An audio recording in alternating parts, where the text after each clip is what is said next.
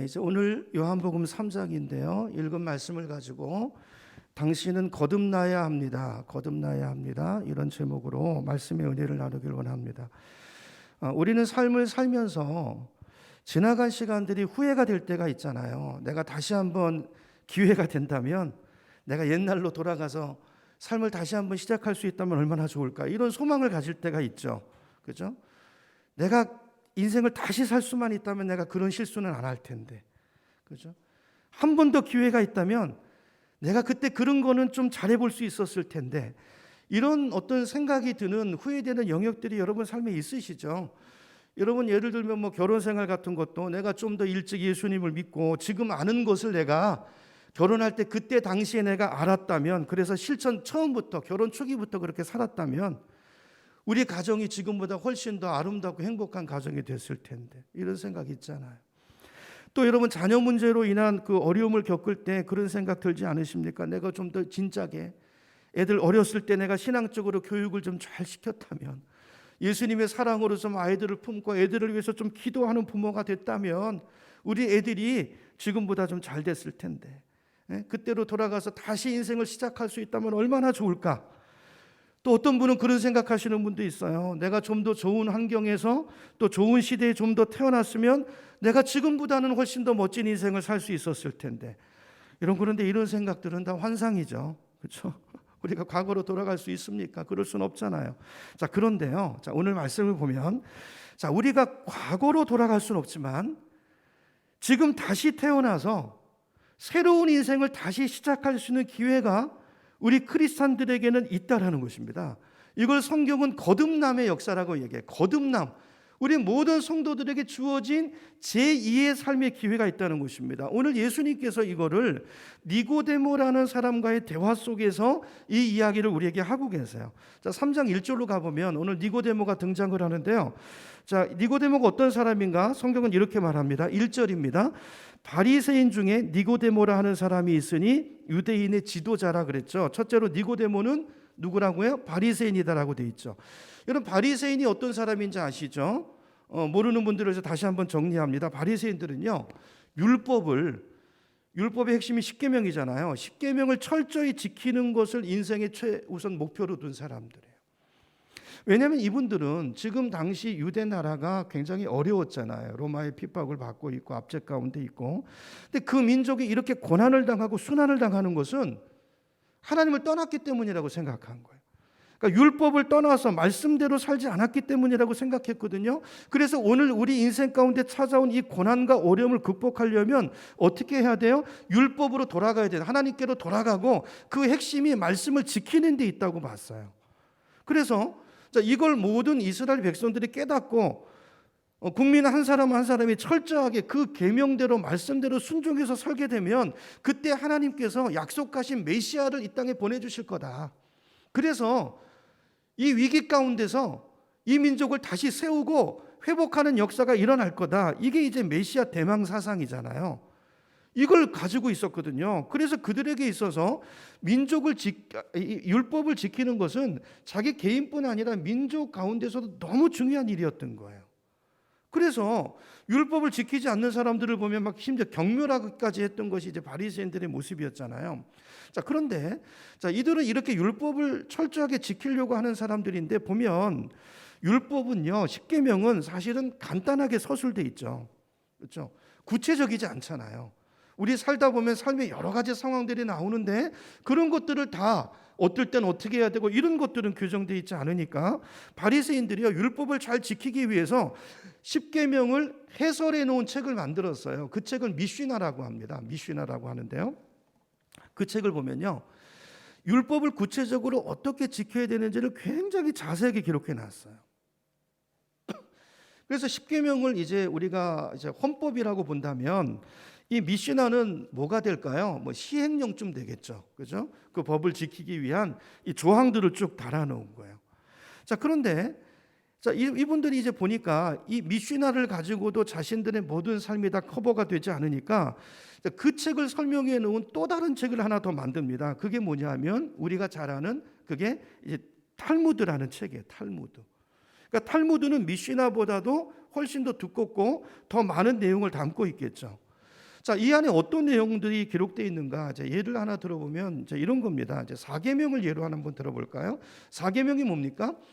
자, 안식일을 거룩하게 지키라는 말씀이잖아요. 자, 안식일을 어떻게 거룩하게 지키는 거죠? 거기 보면 이제 여러분 십계명 성경에 이렇게 열어보면 안식일을 거룩하게 지키라고 말씀이 나오잖아요. 6일 동안은 어떻게 하고 힘써 일하고, 안식일에는 일해야 안 해요? 일하지 말라 그러셨죠? 일하지 말라. 자, 그래서 안식일을 거룩하게 지키려면 이날에는 일을 안 해야 되는데, 문제는 도대체 어디까지가 일이냐 하는 거예요. 어디까지가 일입니까? 이런 항목들을 이제 자세하게 기록해 내온 책이 바로 미슈나라는 책이라는 거예요. 자, 예를 들면 이 사계명과 관련돼서 이렇게 돼 있어. 안식일에는 예를 들어 봅니다. 여러분, 벽돌을 만들기 위해서 진흙을 이기면 그건 일일까요, 아닐까요? 일이죠. 그죠? 그래서 안식일에는 벽돌을 만들면 이건 일하지 말라는 제 사계명을 어기는 것이 되는 것입니다. 자, 그러면 이제 집을 짓기 위한 그 벽돌을 만드는 것은 일이기 때문에 그런 일은 하면 안 되는데, 그러면 벽돌을 만들 목적이 없이 그냥 흙만 개는 건 어떻게 될까요? 집을 지으려는 목적이 아니고 그냥 흙을 갰어요. 이건 일입니까, 아닙니까? 이런 질문이 나올 수 있잖아요. 바리새인들은 이것도 일이라고 본 거예요. 왜냐하면 그들은 율법을 철저하게 지키려고 하는 사람들이니까 그것도 안 된다 그랬어요. 그래서 안식일 날에는요, 어떤 경우로도 흙을 개는 일 같은 걸 하면 안 됩니다. 그래서 안식일에는요, 거기 미시나 집에 보면 실제로 있어요. 침도 뱉으면 안 돼요. 왜 안 될까요? 침을 뱉으면, 침을 땅에다 뱉으면 침이랑 흙이랑 섞여서 어떻게 돼요? 이게 흙이 이겨지는 게 되기 때문에 이게 일이 될 수 있기 때문에 이거 안 된다. 그렇게 봤다는 거예요. 자, 그러면 침을 안식일에는 땅에 뱉으면 안 되잖아요. 그럼 바위에 뱉는 거는 될까요? 그거는 된대. 그건 괜찮대요. 왜 괜찮을까요? 바위에는 흙이 없거든요. 그렇죠? 그러니까 그건 일이 아니라고 보는 거예요. 참 좀 우스운 이야기인데, 근데 실제로 그분들한테 이게 굉장히 심각한 문제였던 거예요. 그러니까 그분의 중심은 뭐냐면 하여튼 율법을 철저하게 지키겠다는 거죠. 그죠? 그래서 어떻게 하든지 율법이 하지 말라는 건 안 하고, 그런 관점에서 이런 것들을 세세하게 만들어 놓은 거예요. 그래서 여러분, 당시 유대인들의 삶이 얼마나 힘들었겠습니까? 안식일에 침을 뱉으려고 해도 아무데나 뱉으면 안 되잖아요. 바위를 잘 골라가 가지고 조심해서 뱉어야 되는 거예요. 이 정도로 이제 철저하게 살려고 했던 사람들이 바리새인들인데, 자, 오늘 본문에 등장하는 니고데모가 바로 그 바리새인이었다. 그러니까 이런 배경을 가지고 있는 사람이라는 이해를 가지고 오늘 본문을 보시라는 것입니다. 자, 두 번째, 자, 니고데모를 소개할 때 또 뭐라고 소개되어 있습니까? 니고데모는 유대인의 지도자라 그랬죠. 여기 지도자라는 말은요, 그 당시 이스라엘 사람들은 로마의 이제 식민지 통치 밑에 있었잖아요. 그래서 로마가 이스라엘을 다스리기 위해서 사내들인이라는 이제 자치기구를 만들어 줬습니다. 그러니까 지도자는 그 사내들인의 공회원인 거예요. 그러니까 요즘으로 말하면, 우리로 말하면 이제 국회 같은 곳이고, 여기가, 그렇죠? 그리고 사내들인 공회원 정도면 이제 국회의원 정도가 되는 사람이죠. 자, 그런 사람이, 그런 배경을 가진 사람이 오늘 본문에 보니까 밤에 예수님을 찾아왔다고 되어 있어요. 자, 그러면 이 사람이, 자, 이렇게 지체가 높은 양반이 밤에 예수님을 왜 찾아왔을까요? 자, 오늘 읽지 않았지만 오늘 본문 앞에 이제 3장 앞에 2장이 있죠. 2장 23절로 가보시면 이런 말씀이 있어요. 2장 23절 제가 읽어봅니다. 6월절에 예수께서 예루살렘에 계시니 많은 사람이 그의 행하시는 표적을 보고 그의 이름을 믿었으나, 자, 그때 예수님이 행하시는 표적을 보고 예수님을 믿은 사람들 중에 누구도 있는 거예요? 바리새인 니고데모도 거기 있었다는 거예요. 자, 거기 보면 23절에 의하면 예수님이 행하시는 많은 표적을 보고 찾아왔다는 걸 알 수가 있죠. 어떤 표적입니까? 우리 지난주 봤던 예수님께서 물로 포도주를 만든 표적을 행하셨고, 지난주에는 어떤 일이 있었습니까? 성전 청결 사건, 이것도 표적의 사건이라는 말씀을 제가 길게 설명을 드렸었어요. 자, 이것을 보고 니고데모가 생각한 거예요. 야, 뭔가 이 사람은 특별하다. 뭔가 좀 다른 사람과 다르다. 배울 점이 있는 사람 같다라는 생각이 들었던 것 같아요. 그래서 밤에 자기 신분이 있으니까 드러내놓고는 못 오고 이제 밤에 몰래 찾아온 것입니다. 자, 2절을 보면 니고데모가 예수님을 뭐라고 부르는지가 나와요. 오늘 본문 2절을 보면, 자, 그가 밤에 예수께 와서 이르되, 누구라고 부릅니까? 랍비여 그랬죠. 우리 요즘으로 말하면 선생님, 그런 말이죠.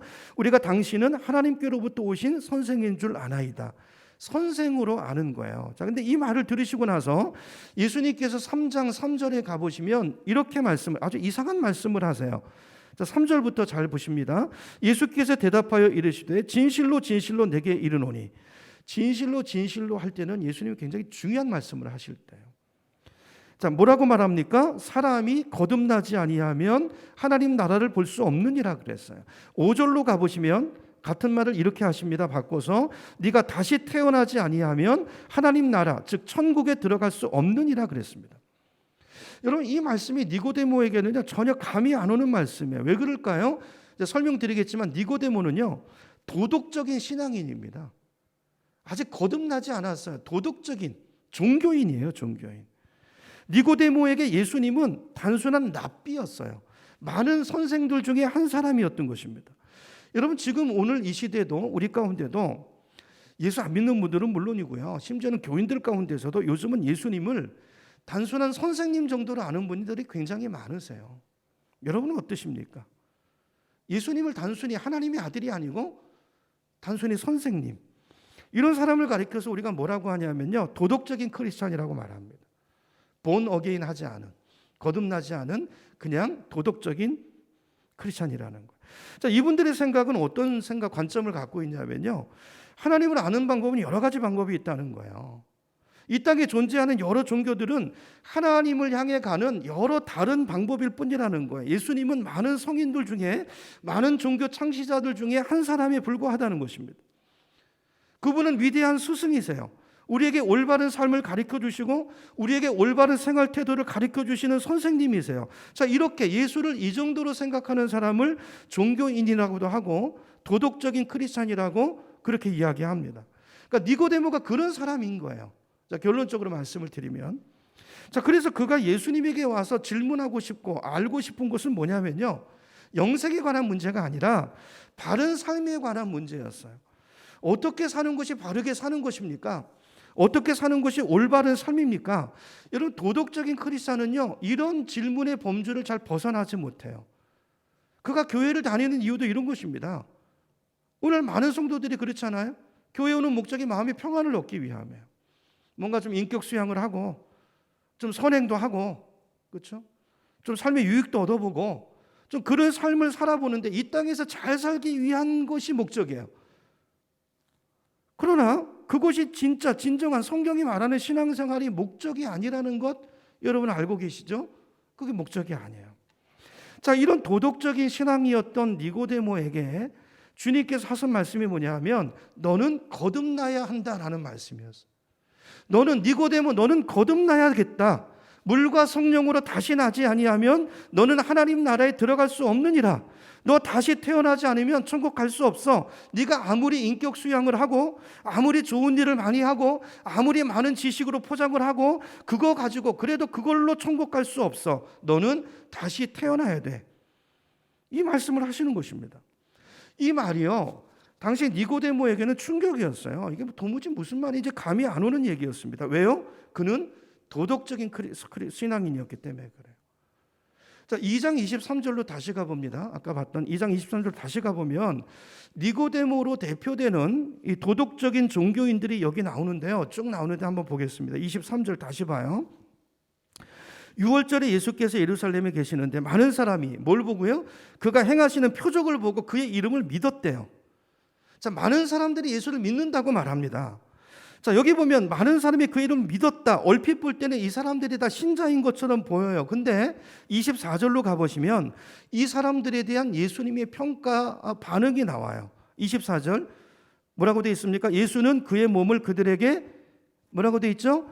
의탁하지 아니하셨으니. 여기 이제 우리말 성경에 의탁이라고 번역된 단어가요, 사실은 그 앞에 23절에 그 이름을 믿었다는 이 믿었다는 단어와 똑같은 단어입니다. 근데 우리말 성경에 의역을 해놓은 거예요. 그러니까 직역을 하면 이렇게 됩니다. 제가 직역을 해볼게요. 많은 사람들이 그가 행하는, 예수가 행하는 표적을 보고 예수를 믿었으나 그러나 예수는 그들을 믿지 않았다예요. 그들은 예수를 믿는데요, 더 정확하게 말하면 그 믿음을 예수는 믿음으로 보지 않았다는 거예요. 그들을 신뢰하지 않았다는 것입니다. 이게 바른 번역이에요. 자, 왜 안 믿으셨을까요? 25절에 나와요. 25절. 이는 그가 예수님은 친히 사람 속에 있는 것을 아신다는 거예요. 그의 동기를 아시는. 그 진짜를 안다는, 진짜. 여러분, 사람의 말이 진짜인가요? 아니죠. 얼마나 사람 말은 말만 가지고 모릅니다. 그 사람 속을 몰라요. 그래서 알 수 없는 게 사람 속이죠. 근데 하나님은, 예수님은 속을 중심을 아신다는. 거기에 모인 많은 사람들이 예수님이 행하시는 어떤 기적과 표적을 보고 그들이 예수님을 믿는다고 하지만, 그러나 예수님은 그들의 중심을 꿰뚫어 보시는데, 주님의 관점으로 주님이 보시니까 그들은 아직 도덕적인 크리스찬이에요. 아직은 믿을 수 없는, 아직은 일을 맡길 수 없는, 아직은 믿는다고 이야기하기는 어려운 그런 사람이에요. 그러니까 종교인의 모습을 띠고 있는데 아직 믿음이라고 말할 수 없는 그런 사람들이라는 것입니다. 그러니까 저도 이제 목회를 하면서 제일 어려움을 겪는 일 중에 하나가 뭐냐면, 도덕적인 크리스천들을 대하는 것입니다. 도덕적인 크리스천들은 자기들이 하나님을 믿는다고 생각하죠. 그러나 그들은 엄밀하게 보면 거듭나지 않았기 때문에 영의 일을 몰라요. 모든 것을 도덕적인 차원에서 해석합니다. 상식의 차원에서 봐요. 세상의 기준으로 교회를 보고요, 그 잣대를 그대로 갖고 있어요. 예수 믿는 것은요, 생각이 달라지는 것입니다. 가치가 바꿔지는 것입니다. 근데 자기 관점, 가치를 그대로 가지고 예수를 믿는데, 그건 예수를 믿는 게 아니에요. 그래서 어떤 설교를 들어도 이런 분들은 전부 다 도덕적인 차원에서 자기가 재해석을 합니다. 설교를 들을 때 다 재해석을 해요. 자기가 판단합니다. 버릴 것은 버리고 취할 것은 취합니다. 자, 그렇기 때문에 이런 분들과 영적인 일을 이야기하면 대화가 되지 않습니다. 알아듣지 못합니다. 자, 오늘 본문에 예수님과 니고데모의 대화 같은 이야기가 일어나요. 자, 오늘 여러분 복음서를 읽어보세요. 예수님과 의사소통이 안 되죠. 예수님 이 말씀을 하는데 저렇게 알아듣죠. 그런 차이가 일어난다는 거예요. 여러분 잘 보세요. 우리가 섬기는 하나님은 내 이성 안에 들어오는 하나님이 아니십니다. 나를 만드신 분이세요. 그분은 크신 분이세요. 초자연적인 하나님이세요. 우리가 예수님을 믿고 하나님의 자녀로의 삶을 사는 것은 이 땅을 살지만 이제 천국의 삶을 살기 시작했다는 이야기예요. 초자연적인 영역들을 이제 경험하게 되고 접촉하게 돼요. 그렇죠? 교회라고 하는 것은 세상적인 단체가 아닙니다. 살아계신 예수님이 머리가 되셔서 다스리는 하나님의 나라이기 때문에 상식을 초월한 영역들이 있는 거예요. 근데 교회 안에 도덕적인 크리스천들은 그걸 몰라요. 그러니까 늘 상식에 의해서, 통계에 의존해서 이야기를 하고 판단을 하고 하기 때문에 이야기가 잘 안 되는 것이죠. 여러분, 도덕적인 크리스찬일수록 자기가 크리스찬이라고 생각하는 근거가 뭘까요? 그 사람이 내가 하나님을 믿는다, 내가 크리스찬이다 라고 주장하는 그 사람의 근거가 뭐겠어요? 자기의입니다. 이런 분들은 아까 찬양한 것처럼, 예배전 찬양한 것처럼 우리 자기 공로로 오는 게 예수님이 십자가의 보혈의 공로로 나오는 거예요. 근데 이분은 자기의예요. 그게 뭔지 잘 몰라요. 자기 도덕성에 대한 자신감입니다. 그러니까 예를 들면 이런 거예요. 나는 저 사람보다 의로워. 나는 이걸 했고 저 사람 안 했어. 항상 이런 걸로 보는 거예요. 자기의죠. 그렇죠? 그래서 도덕적인 크리스천은요, 다른 사람에 대해서 대단히 비판적입니다. 왜요? 자기의를 갖고 있기 때문에. 교회에 대해서 비판적이고 비판적이에요. 그러니까 도덕적인 크리스찬은 무슨 이야기를 하든지 간에 자기 상식에 의해서 해석을 합니다. 자, 이런 사람한테 예수님께서 네가 거듭나야 하리라, 거듭나지 아니하면 하늘나라에 갈 수 없다, 이렇게 말하니까 이 말이 이해가 되지 않겠죠. 그래서 니고데모가 4절에 이렇게 말합니다. 4절로 가보세요. 아니, 사람이 늙었는데 그거 어떻게 다시 태어날 수 있습니까? 그럼 어머니 뱃속에 다시 들어갔다가 다시 태어납니까? 그런 일이 어떻게 가능합니까? 이렇게밖에 이해가 안 되는 거죠. 자, 그래서 예수님께서 다시 한번 진실로가 또 나와요. 자, 5절로 가보세요. 5절로 가보시면 예수께서 대답하시되 진실로 내게 이르노니 사람이 물과 성령으로 나지 아니하면, 뭐와 뭐로 나지 아니하면요, 물과 성령으로 나지 아니하면 하나님 나라에 들어갈 수 없느니라 그랬어요. 그러면서 육으로 난 것은 육이고 영으로 난 것은 영이니 네가 거듭나야 하겠다, 내가 거듭나게 하겠다 하는 말을 놀랍게 여기지 말라. 여러분, 하나님의 나라는, 이 말을 제가 좀 설명을 할 텐데요, 하나님의 나라는 하나님이 다스리는 나라죠. 근데 그 나라에는 누가 들어갈 수 있는가? 하나님의 자녀가 들어간다는 거예요. 자, 이게 뭐와 같으냐면요, 제가 이렇게 설명을 해볼게요. 여러분, 가정에서도 여러분 가정에서 여러분 자녀들이 아침이 되면 다 씻고 막 나가잖아요. 그죠? 학교 갈 애는 학교 가고 직장 갈 자녀는 직장 가고 아빠도 직장 가고 이렇게 뿔뿔이 흩어져서 생활하다가 저녁 때가 되면 어떻게 하죠? 부모님이 계신 집으로 다 찾아 들어갑니다. 그렇죠? 하루 종일 놀다가도 저녁 때 해가 지면 자 부모님이 계신 집으로 들어가요. 이런 집에 누가 들어갑니까? 누가 들어가요 집에? 자녀가 들어가는 거예요. 식구가 들어가는 거예요. 공부 잘하는 아이가 들어가는 거 아닙니다. 자녀가 들어가는 거예요.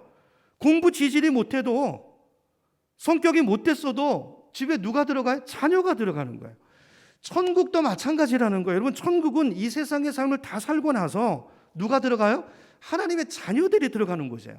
이 세상에서 할 일 다 마치고 내 인생을 다 살고 그리고 돌아가는 곳, 그곳이 하나님의 나라이고 천국이라는 것입니다. 천국은요, 그래서 돈으로 못 가요. 지식으로도 못 갑니다. 착한 일 많이 한 그거 가지고 못 가요. 누가 가요? 하나님의 자녀만 가요. 그러므로 자 예수님이 얘기하시는 거예요. 하나님의 천국에 들어가려면 하나님의 자녀가 돼야 된다는 거예요. 착한 일을 하고 이건 나중 문제. 하나님의 자녀가 돼야 된다는 거예요. 네가 하나님의 자녀냐, 너 거듭났냐, 그걸 얘기하시는 거예요. 자 그러면 하나님의 자녀는 어떻게 되는 것입니까? 여러분 부모님의 자녀가 어떻게 되셨어요? 자녀가 되기 위해서 여러분이 뭐 하신 일 있으세요? 자녀는 부모가 낳아주는 거예요. 우리가 어떻게 하나님의 자녀가 되는가? 하나님의 자녀가 되려면 하나님의 자녀로 다시 태어나야 됩니다. 육으로 난 것은 육이에요. 우리 몸이 태어났어요. 그건 엄마의 자식이 우리 아빠의 자식인데 자 우리가 하나님 나라 들어가려면 이 영을 가지고 들어가려면 하나님이 나를 낳아주셔야 하나님의 아들, 딸이 돼야 자녀가 되고 그곳에 들어갈 수 있다는 것입니다. 이해가 되시나요? 그러니까 하나님의 자녀로 태어나지 않으면 하나님의 그곳에 들어갈 방법이 없다는 거예요. 그게 이제 6절 말씀의 의미예요. 6절을 다시 보세요. 제 얼굴 말고 스크린 보셔도 되고 6절. 자, 육으로 난 것은 육이고 이거고 성령으로 난 것은 영이니 나야 돼. 이 말씀의 의미예요. 자, 여러분 예를 또 하나 들어볼게요. 여러분 돼지를 한 마리 데려다가 목욕탕에 데리고 가서 비누칠하고 샴푸하고 빡빡 때를 밀어내고 그 다음에 드라이로 말려가지고 향수 뿌리고 이쁜 옷을 입혔어요. 그럼 그 돼지가 사람 됩니까? 아니 암만 그래도 그 돼지는 돼지예요. 향내 나는 돼지인 거예요. 향내 나는 돼지. 마찬가지예요. 여러분 우리가 하나님 나라 가서 살려면 하나님의 자녀가 돼야지 뭐 착한 일하고 공부하고 포장하고 무슨 박사 학위 가지고 이거 가지고 하나님 자녀 되는 거 아니라는 거예요. 우리가 애쓰고 노력하면 기껏 될 수 있는 것이 뭐예요? 인격자. 이 땅에서 저 사람 인격이 있다. 인격자라는 소리는 들을 수 있어. 그러나 그것이 하나님의 자녀가 될 수 있는 것은 아니라는 거예요. 내가 노력하고 애쓰면 좀 나은 사람이 되겠죠. 그러나 그 사람도 여전히 누구예요? 인격자도 인간이에요, 인간. 그리고 그 사람도 죄인이라는 것입니다. 그걸로 하나님의 의에 다다를 수 없다는 거예요. 이게 예수님의 첫 번째 표적의 의미입니다. 예수님이 이 땅에 오신 것은 우리를 하나님의 자녀 만들기 위해서요. 물 같은 인생을 포도주로 만드는 것인데 물을 포도주로 만들 수 있나요? 화학적인 변화예요. 이거는 완전히 다른 것입니다. 물이 변해서 포도주가 된 게 아니라 완전히 다른 것이 된 하나 새로운 창조인 거예요. 창조인 거예요. 예수님이 말씀하신 게 이거예요. 하나님의 자녀가 되기 위해서는 바로 우리 안에 이 창조의 역사가 일어나야 된다는 거예요. 창조주이신 예수님이 이 땅에 오신 이유가 그거예요. 저와 여러분이 주님 손에서 거듭나야 돼요. 다시 태어나야 돼요. 이 신비입니다. 신비. 이렇게 거듭난 사람이 어디 하나님 나라를 볼 수 있고 천국에 들어갈 수 있다는 것입니다. 자, 그러면 우리가 어떻게 거듭나는가? 어떻게 다시 태어나죠? 그 얘기를 예수님께서 5절에 하시는 거죠. 5절로 다시 가보십니다. 여러분 성경을 잘 보세요. 5절. 예수께서 대답하시되 진실로 진실로 내게 이르노니 사람이 무엇으로요? 물과 성령으로 나지 아니하면 하나님 나라에 들어갈 수 없느니라. 여기 물은 뭘 말하는 거죠? 여러분 요한복음을 쭉 보세요. 이게 요한복음 성경 문맥 속에서 보셔야 되죠. 내 마음대로 유추하는 게 아니라 물은 뭘 말하는 거죠? 복음서 안에서 보면 침례 요한이 주었던 물 세례를 생각하시면 돼요. 그러니까 회개의 세례를 말하는 거예요. 그러니까 요한이 그런 말도 하잖아요. 나는 너에게 물로 세례를 주거니와. 이걸 회개의 세례죠. 상징이죠. 그러나 너희에게 뭘로 세례를 주는 분이 오신다고요? 성령으로 그 얘기예요. 그죠? 이거 회개를 말하는 것입니다. 그 다음에 성령으로 나는 것은 뭘 말하는 거겠어요? 성령을 받는 것을 말하는 거예요. 정리하면, 자, 물과 성령으로 난다는 것은 무슨 말이냐면 회개하고 성령 받아야 된다는 거예요. 회개하고 성령 받는 것이 거듭나는 거라는 거예요. 이렇게 될 때 하나님의 자녀가 되는 거예요. 여러분 보세요. 성령을 받는다는 거예요. 성령이 내 안에 오시는 거잖아요. 내 안에 성령이 쑥 들어오시게 되면 그때 우리는 하나님의 자녀가 되고 주님이 쑥 들어오시잖아요. 그러면 영적인 일이 탁 뜨여요. 영적인 사람이 돼요. 내 안에 성령님을 모시지 못한 사람은 아무리 인격이 훌륭해도요, 그냥 인격자일 뿐입니다. 육으로 난 것은 그냥 육이에요. 아무리 훌륭해 보여도 말이에요. 그 사람은 영의 일을 몰라요. 이 세상 일은 잘할 수 있어요. 이 세상에서 잘 살 수 있어요. 그러나 하나님 나라와는 관계가 없어요. 육이에요, 그냥. 자, 그런데 아무리 부족한 사람도 성령이 우리 안에 들어오시면요, 영으로 난 것은 영이니, 그때부터 시작해서 우리가 영적인 일을 알기 시작하고 영적인 일을 보기 시작하고 영적인 세계를 체험하기 시작하고 영적인 능력이 우리 삶에 나타나기 시작하는 것입니다. 성령이 우리 안에 오셔서, 성령이 여기 계시잖아요. 성령의 나타남이 내 인생에 일어나는, 성령이 나타나요, 내 삶 속에서. 그래야 하나님의 자녀라는 거예요. 니고데모는 이게 없어요. 그냥 도덕적인 크리스찬이에요. 말씀도 갖고 있어요. 다른 것입니다. 여러분, 하나님의 자녀가 되려면 회개하시고 성령을 받으셔야 됩니다. 그럼 성령을 어떻게 받는가? 성령 받는 방법은 사람마다 다 달라요. 그래서 8절에 예수께서 이런 얘기를 하십니다. 8절로 가보시면, 바람이 임의로 불매 네가 그 소리는 들어도, 바람이 보입니까? 안 보이죠? 소리가 들리죠. 바람 소리가 휙휙 들리잖아요. 어디 소리도 들리는데, 근데 소리만 가지고 어디서 와서 어디로 가는지 알아요? 몰라요. 성령으로 난 사람도 그렇다는 것입니다. 여러분, 일기예보가 잘 맞습니까? 이게 뭐 그래도 비교적 잘 맞지만 그래도 안 맞을 때가 많잖아요. 이거 왜 못 맞출까요? 그분들이. 아니, 인공위성에서 구름이 움직이는 것을 다 보고 있고 다 파악하고 있잖아요. 근데 구름이 움직이는 걸 보면서도 왜 못 맞추죠? 바람 때문이에요, 바람. 지금 이렇게 구름이 여기 있는데 바람이 언제 불어서 어디서 불어와서 이걸 모르는 거예요. 바람이 휙 구름을 몰고 가버리면 틀려버리는 것입니다. 그러니까 바람이 예측이 안 되는 거예요. 자기 멋대로 바람은 어디서 불어서 어디로 가는지 알 수 없는 게 바람인데, 마찬가지로 여기에 비유하세요, 예수님께서. 성령 받는 방법도 이렇다는 거예요. 그러니까 이 말은 무슨 말이에요? 모른다는 것입니다. 다 다르다는 것입니다. 바람이 어디서 불어서 어디로 가는 것을 모르는 것처럼 성령님께서 그 사람을 낳는 방법도 어떻게 다양하다는 거예요. 우리가 설명할 수 없다는 거예요. 어떤 분들은요, 기도원 같은 데 가서 그냥 그 분위기에 휩쓸려서 받는 사람도 있어요. 어떤 신비한 체험을 하고 막 몸이 뜨거워지고 방언이 터진다든지, 그렇죠? 내가 생전 배워보지 않는 말이 갑자기 막 혀가 꼬이면서 막 말이 터지고, 이렇게 성령 받는 분 계세요. 어떤 분은요, 조용하게 말씀 듣다가 성령이 임합니다. 가슴이 뜨거워지면서. 저는 이런 체험을 굉장히 많이 해요. 설교 듣다가 성령 받는 사람도 있어요. 사도행전에 나오잖아요. 또 기독교 가정에서 자라신 분들은요, 내가 성령을 언제 받았는지도 잘 모르게 받는 사람도 있어요. 이걸 뭐 꼭 알아야 된다고요? 아니에요. 우리 성경이 말하잖아요. 너무나 다양해요. 성령님께서는 바람이 임의로 부는 것처럼 당신의 임의대로, 이건 하나님의 주권이에요. 각 사람에게 가장 그 기질대로 가장 합당한 방법으로 찾아오시는데, 한 가지 분명한 것은 뭐냐면, 어찌됐든 간에 성령을 받으셔야 된다는 것입니다. 여러분, 성령을 받으셔야 돼요. 내가 성령 받았는지 안 받았는지 어떻게 알아요?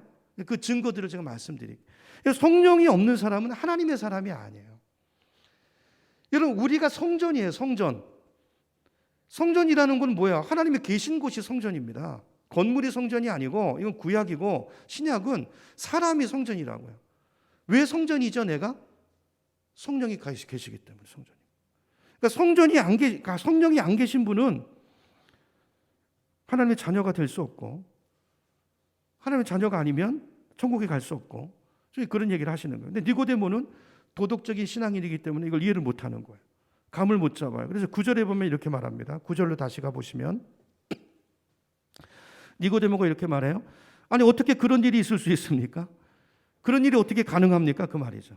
그러니까 니고데모는 자기 생각과 고정관념으로 꽉 차 있기 때문에 자기 생각이 있잖아요. 다 사람이 다 개똥철학이 있고 다 그 안경 틀로 보니까 그 이상의 것은 이해할 수도 없고 이해하려고 하지도 않아요. 이게 사람의 완고함이에요. 그죠? 참 나이 들어서 복음 전하는 거 참 어렵습니다. 완고해요. 어찌 그런 일이, 제가 이제 느끼는 게 뭐냐면, 그러니까 많은 분들이 복음을 부끄러워하는 거예요.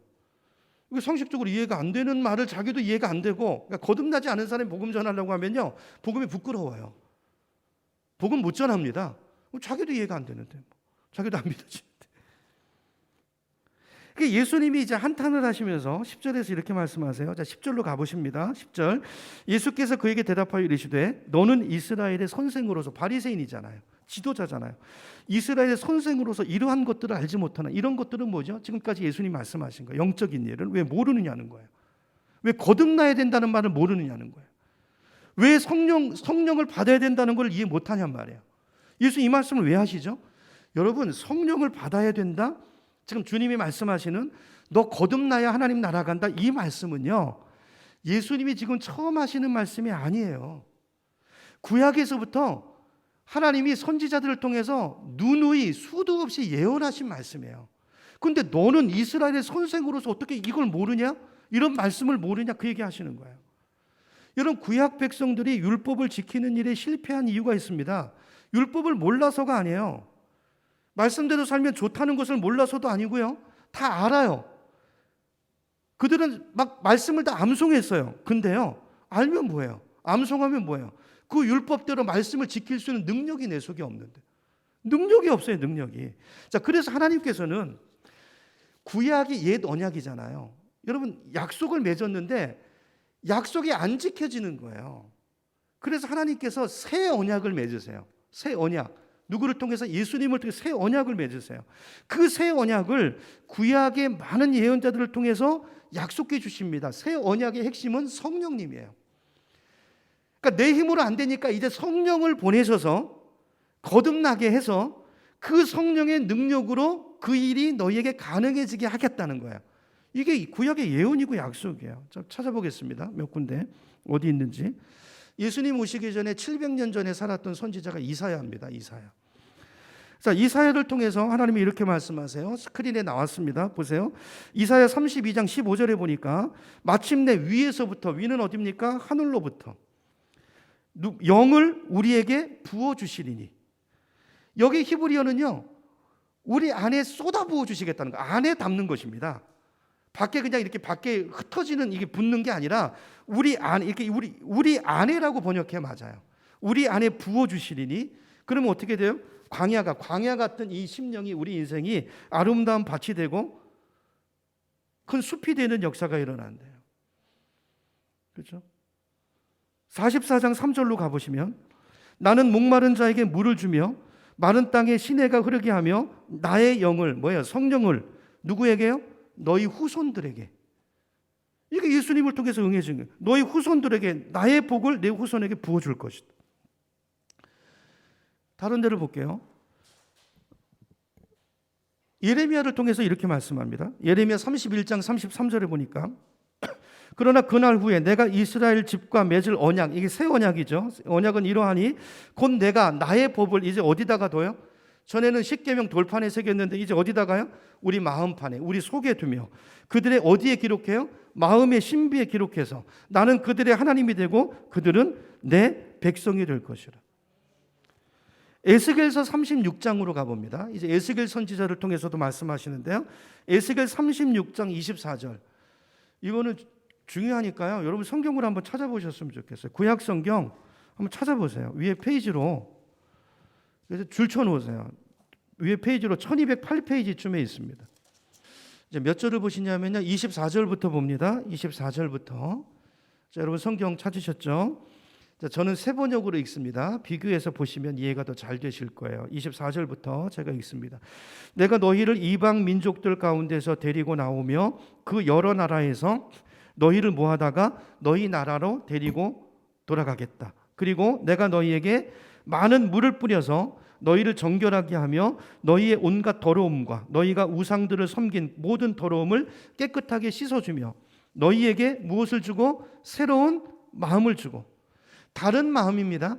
그러니까 너희 마음을 바꾸어 주고가 아니에요. 새로운 마음을 주고 너희 속에 무엇을 넣어주며 새로운 영을 넣어주며 너희 몸에서 돌같이 굳은 마음을 어떻게 하고 없애고 살갗처럼 부드러운 마음을 주며 27절 너희 속에 무엇을 둔다고요? 내 영, 누구죠? 성령을 두어 너희가 나의 모든 율례대로 행동하게 하겠다. 여기서 주어가 뭐죠? 내 영이에요. 성령. 우리 안에 우리 인생에 성령님이 주어가 되게 하시겠다는 거예요. 성령님이 주님이 되게 하시겠다는 거예요. 그러면 우리는 성령을 따라 사는 거예요. 그분이 우리 삶을 이끄시는 거예요. 그러면 너희가 내 모든 규례를 비로소 지키고 실천하게 될 것이다. 이게 새 언약이에요. 그렇죠? 이해가 되시나요? 네. 그래서 여기 보면 계속해서 내가 너에게 새 마음을 주겠다, 새 영을 주겠다, 새로 태어나게 해주겠다. 하나님께서 에스겔을 통해서 예레미야를 통해서 이사야를 통해서 수도 없이 계속해서 반복해서 말씀해 주셨어요. 그런데 너 이스라엘의 선생으로 이걸 어떻게 모르냐는 거예요. 어떻게 모르느냐? 그러면 여러분 내가 성령을 받았고 내가 거듭났는지는 어떻게 알 수 있을까요? 결과를 보고 알아요. 바람이 보입니까? 안 보이죠? 바람이 여기서 일리 불고 있다는 걸 어떻게 알아요? 결과를 보고 알죠. 내 피부에 부딪히는 바람을 보면서 바람이 부는 걸 느끼잖아요. 깃발이 날리는 걸 보면 어디서 어디로 부는지 알죠. 연기가 움직이는 걸 보면 어디서 어디로 부는지 알죠. 이렇게 안다는 거예요. 깃발이 펄럭이는 걸 보면서 아, 바람이 이쪽으로 부는구나. 나뭇가지가 바람이 흔들리는 것을 보면서 아, 바람이 부는구나. 이걸 아는 것처럼 성령 받은 사람도 그 사람의 삶의 변화가 나타난다는 것입니다. 이전과 다른 점이 나타난다는 거예요. 성령이 와 계시다는 성령의 나타남이 그 사람의 삶 속에 드러난다는 거예요. 어떤 것들이 있는가 몇 가지만 말씀드릴게요. 첫째로 성령 받고 거듭나면 죄에 대해서 민감해집니다. 죄. 전에는 아무렇지도 않게 생각했던 죄들이 그걸 보면 멀어지기 시작해요. 저 같은 경우는 그냥 담배가 끊어졌어요. 술이 끊어지고. 그걸 끊으려고 한 게 아니라 그게 밀려나는 거예요. 이게 성령이 임한 증거죠. 이런 것들이. 그 다음에 성령 받고 나면 우리 마음속에 저 사람을 사랑해야 된다는 부담감이 생겨요. 아니 내 실력으로 안 돼도 이 부담감이 생긴다고요. 내가 저 사람을 도와줘야 돼. 저 사람을 사랑해야 되는데 왜 전에 내 실력으로 할 수 없는 일들을 하게 돼요. 나도 깜짝 놀라요.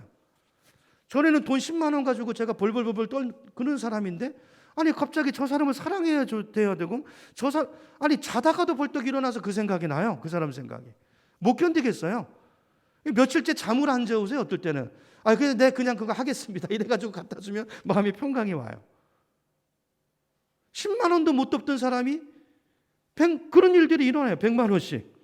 여러분 우리가 성령을 받고 나면 믿는 사람들이 가깝게 느껴집니다. 형제로 보여요. 여러분 옆에 있는 분을 보세요. 형제로 보이시나요? 자매로 여겨지시나요? 여러분 천국 가서 영원히 살 사람들이에요. 여러분 이상하게 그 사람이 형제로 보여요. 우리 교회 어떤 권사님은 교회만 보면 너무 사랑스러우시대요. 이렇게 만지고 싶고 성도들이 앉아있는 자리만 보면 이렇게 만지고 싶고 이런 일들이 이게 성령의 역사라고요. 성령을 받고 나잖아요. 그럼 성경이 이해가 돼요. 깨달아져요. 그리고 설교가 귀에 들어와요. 귀에 들어와요. 이런 성령 받고 나면 여러 이런 변화들이 있다는 거예요. 이런 변화를 보고 내 속에 뭔가 일어났다. 이게 성령이 나타나 이런 변화들이에요. 방언이 나타나기도 합니다. 어떤 은사가 오기도 합니다. 근데 그거 아니더라도 이렇게 알 수 있다는 거예요. 이걸 보고 안다는 거예요. 변화가 일어나는데 거룩의 변화가 일어나고 사랑의 변화가 일어나요. 왜요?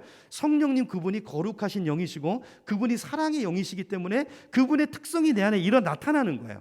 나타나는 거예요. 자, 어쨌든 이렇게 그래 예수님께서 이렇게 구약에 예언이 되어 있는데 아니 어떻게 이스라엘의 선생으로서 알지 못하느냐? 그것도 모르느냐? 그러면서 한탄을 하시면서 어떤 얘기를 하시냐면 12절로 갑니다. 12절로 가보면 이렇게 얘기하세요. 내가 땅의 일을 말해도 너희가 믿지 못하거든. 하물며 하늘의 일을 말하면 어떻게 믿겠느냐 그러시죠. 얘기가 안 되는 거죠. 그래서 내가 한마디만 얘기하겠다는, 이건 표적이니까 내가 하나만 설명할게, 하나만 말할게. 성령이 어떻게 내려서 하나님의 자녀로 어떻게 태어나는지 이런 과정 같은 거는 내가 아무리 설명해도 네가 못 알아들을 테니까 내가 요거 한 가지는 네가 이해하든 안 하든 내가 말할게 하면서 당신에 관한 이야기를 하세요. 네가 나중에 알 거야. 이게 표적이 될 거야. 그 얘기를 하세요. 13절입니다. 13절부터 가보세요. 하늘에서 내려온 자. 예수님이 누구라는 거예요? 하늘에서 내려오신 하나님이시라는 거예요. 곧 인자 외에는 하늘에 올라간 자가 없느니라. 예수님이 하늘에서 오신 분이고 하늘로 올라가실 거라는 거죠. 자, 14절. 모세가 광야에서 뱀을 든 것 같이 인자는 예수님입니다. 나도 들려야 하리니. 뭐죠? 모세가 들린 것처럼 예수님도 십자가에 들릴 거라는 거예요. 내가 십자가에 죽을 거라는 거예요. 근데 이 죽는 것은 내 죄 때문이 아니고, 사람이 왜 죽어요? 병들어서 죽습니까? 아니요. 죄 때문에 죽는 거예요. 늙어서 죽나요? 아니요. 죄 때문에 죽는 것입니다. 애들도 죽잖아요. 그를 믿는 자마다, 나를 믿는 자마다 뭘 얻게 하려 하십니다? 영생을 얻게 하려 하십니다. 무슨 말씀을 하시는 거예요? 내가 이 땅에 온 것은, 내가 하나님의 아들인데, 하나님인데, 창조주인데, 내가 이 땅에 온 것은 너희를 거듭나게 하기 위함이라는 거예요. 다시 태어날 수 있는 기회를 만들어주기 위해서 이 땅에 오셨어요. 그 기회가 뭘까요? 자, 우리 안에 성령이 오시는 게, 이게 새 언약이고 약속인데, 성령은 거룩의 영입니다. 더러운 곳에 임할 수 없어요. 그래서 우리를 정결하기 위해서, 지난주에 봤죠? 우리 성전이 될 우리 몸을 정결하게, 청결케 하기 위해서 오신 거예요. 이해가 되시나요? 예수의 피로 우리를 정결케 하시고, 그리고 우리 안에 성령을 보내주심으로 새 언약이 우리에게 이루어지도록 하기 위해서, 하나님의 자녀 만들기 위해서. 하나님의 자녀는 누가 돼요? 거듭나야 되잖아요. 거듭나려면 어떻게 해야 돼요? 성령이 오셔야 되죠. 성령이 오시려면 어떻게 해야 돼요? 깨끗해져야 되죠. 내가 내 죄를 씻을 수 있어요? 그래서 거룩하신 하나님이 우리 죄를 씻기 위해서 이 땅에 오셔서 그 일을 이루시고, 그 얘기를 하신 거예요. 13절에서 15절까지. 여러분, 모든 종교의 창시자들은요, 공자님도 그렇고 석가모니도 그렇고 마호멧도 그렇고 다 아버지 엄마 품에서 나서 정상적인 출생으로 태어났잖아요. 죄인이란 말이에요. 예수님은 성령으로 잉태돼서 동정녀 몸에 오셨어요. 죄 없이 오셨다는 거예요. 왜요? 우리를 씻으시기 위해서. 모든 종교의 창시자들은요, 죽어서 다 무덤에 묻혔잖아요. 다 무덤이 있죠. 그러나 예수님 무덤이 없으세요. 십자가에 죽으셨는데, 죽는 것은 왜 죽는다고요? 죄 때문에 죽는데, 예수님은 그분의 죄가 없으세요. 동정녀로 오셨어요. 죄가 없으세요. 하나님이세요. 왜 죽었어요? 우리 죄를 짊어지고 대신 죽으셨다고요. 그래서 우리 죄값이 십자가 위에서 지불됐다고요. 그래서 예수님은 죄가 없으니까 사망이 그분을 묶어둘 수 없어서 그분은 3일 만에 부활하셨어요. 하늘로 승천하셨어요. 그래서 예수님의 무덤은 비어있는 것입니다. 여러분, 예수님과 다른 종교의 차이점이 뭐예요? 세상의 모든 종교들은, 모든 종교의 창시자들은 우리를 인격자로 만들어주는 데 도움이 돼요. 종교인 거예요. 종교 유익이 있어요. 우리의 어떤 수양을 위해서 도움이 돼요. 그러나 그분들이 우리에게 영생을 줄 수 없어요. 그분들은 죽음 앞에서 무력했고, 우리를 다만 인격자로 좀 나은, 아까 향내 나는 돼지 보셨죠? 향내 나는 인간으로 만들어줄 뿐이에요. 하나님의 자녀라는 말은요, 신의 성품에 참여하는 것입니다. 인간이 우리를 그런 경지로 우리를 재창조하시겠다는 거예요. 이건 놀라운 말씀이거든요. 예수님이 우리 형제라고요. 그렇죠? 천국에 가면 말이죠. 잠깐, 예수님께서 이 땅에 오신 목적을 지금 설명하셨어요. 그 일을 이루시고 그분이 부활 승천하셨기 때문에 이제는 누구든지 영접하면, 누구든지 원하면 성령을 받게 하시고, 성령을 우리 안에 보내주시고, 여러분이 원하셔야 돼요. 여러분 마음을 열고 내가 주님을 영접합니다. 내가 거듭나기 원합니다. 그러면 누구든지 성령을 부어주시고 하나님의 자녀로 거듭날 수 있는 기회를 주시고 천국 갈 수 있는 특권, 하나님의 자녀됨의 특권을 우리에게 주시는 줄로 믿으시기 바랍니다. 이게 복음이에요. 복음이에요. 자, 그러면 구체적으로 이제 한 이야기지만 이제 정리하고 마무리합니다. 우리가 어떻게 예수님을 영접하고 성령을 받는가? 그 이제 우리가 이미 봤던 말씀인데요. 요한복음 1장 12절로 다시 가봅니다. 자, 같이 읽어봅니다. 요한복음 1장 12절 같이 읽습니다. 시작. 영접하는 자 곧 그 이름을 믿는 자들에게는 하나님의 자녀가 되는 권세를 주셨으니. 자, 여기 보니까 예수님을 영접하는 자에게 자녀되는 권세를 주신다고 그랬어요. 그분을 받아들이는 거, 인정하는 거, 모셔드리는 거. 그 순간에 성령님이 우리 몸 안에 오신다는 거예요. 그게 아까 에스겔서 예언이죠. 임하신다는 거예요. 그 순간에 성령이 우리 안에 쑥 들어오시는 순간에 그 순간에 거듭남의 역사가 일어나고 영으로 나신다는 거예요. 성령이 쑥 들어오셔서 나아버리신다는 거예요.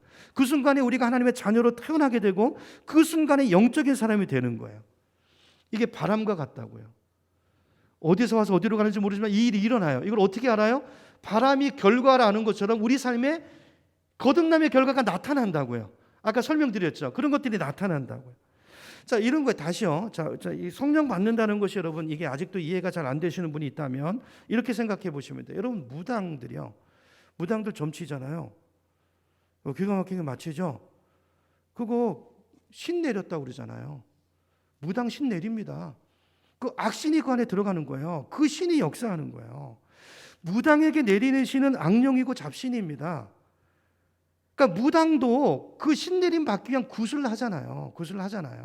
그럼 가서 그 사람을 장악해버려요. 성령 받는 게 똑같은 거예요. 우리가 회개하고 그분을 사모하고 그러면 예수님 영접할 때 거룩한 하나님의 성령이 우리 안에 들어오셔서 우리를 장악하세요. 그 순간에 우리가 영적인 사람이 되고 하나님의 자녀가 되고 거룩한 특질이 나타나고 우리 인격에 그 순간이 내가 구원받는 순간인 것입니다. 자, 하나님은 이제 계속 이제 말씀을 드릴 거예요. 오늘 다 말씀드릴 수는 없고. 자, 하나님 먼저 이렇게 우리 신분을 바꾸세요. 거듭나시고 여러분 우리 자녀를 키우는 것과 똑같아요. 그리고 그 다음부터 성령이 우리를 이제 교육해 가세요. 이끌어 가세요. 근데 성령님은 인격이시기 때문에 우리가 우리 자녀들을 키우듯이 아이들 손모가지 붙잡아다가 이렇게 안 하세요. 그건 인격이세요. 인격. 우리가 반응해야 돼요. 그러면서 우리를 하나하나 고쳐나가세요. 바꿔나가세요. 자, 그러므로 여러분, 성령의 나타남의 아까 특징들 여러 가지가 있어요. 내 삶이 완전하게 변화되지 않았다고 나 성령 못 받은 거 아니야? 나 구원 못 받 이렇게 하지 마시고 변화가 없어도 어떤 분은 그게 완벽하게 믿어지는 사람도 있어요. 그냥 그것도 성령의 나타남 중에 하나예요. 여러분 우리가 예수를 영접해서 성령을 받았으면 내가 하나님의 자녀인 줄로 믿으시기 바랍니다. 아직 변화가 더뎌도 우리는 천국을 소유한 사람인 줄로 믿으시기 바랍니다. 여기에 대해서는 이론이 없어요. 하나님은 당신의 자녀를 결코 버리시는 법이 없으세요. 먼저 자녀로 낳으신 다음에 그 다음부터 우리를 바꾸어 가세요. 자, 오늘 이제 한 가지 도전을 하고 마치겠습니다. 자, 결론이에요. 근데 중요한 것은 있어요. 여러분 니고데모인지 거듭난 그리스도인인지를 여러분 자신에게 물어보세요. 겉으로 볼 때는 누가 더 신자 같을까요? 니고데모가 더 신자 같아 보일 수 있어요. 왜냐하면 더 도덕적이니까. 그렇죠? 어떤 종교적인 일도 그 사람이 더 많은 것들을 행하고 있으니까. 근데 예수님은 어떻게 했다고요? 표적을 보고 믿었으나 예수님은 그들을 믿지 않으셨대요. 여러분 도덕적인 크리스찬, 나는 도덕적인 크리스찬인가? 아니면 진짜 거듭난 하나님의 자녀인가? 여러분 심각하게 물어보시고 여러분 자기가 압니다. 자기가 알아요. 여러분 인격자가 되시겠어요? 여러분의 목표가 인격자입니까? 아니면 하나님의 자녀가 되는 것입니까? 다른 거죠. 오늘 결정하시고 예수님을 바로 믿기로 결단하시고 예수님을 영접하시고 여러분의 와 계시는 성령님을 확인하시고 그분과의 동행을 시작하시고 그분을 따르는 그 순종의 삶을 걸어가시는 그 출발이 분명히 있으시는, 그래서 여러분의 인생에 늘 성령의 나타남을 확인하고 기쁨과 감격 속에 승리의 삶을 걸어가는 여러분 되시기를 주님의 이름으로 축원합니다.